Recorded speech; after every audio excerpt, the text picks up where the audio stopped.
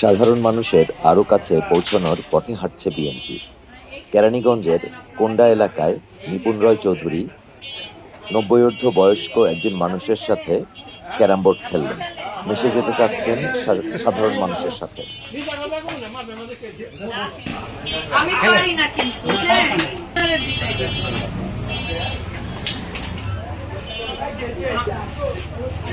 আমি অনেক আগে খেলতাম, আমি পারি না,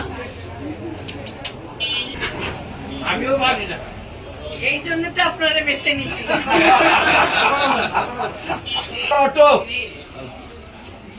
কোনটাই তো বুঝি না। সুমন ফ্রেন্ডটা ছাড়ো ভাই টাকা নিতে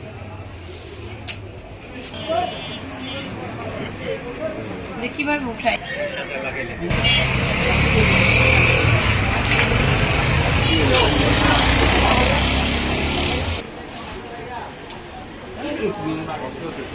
Aí, chega.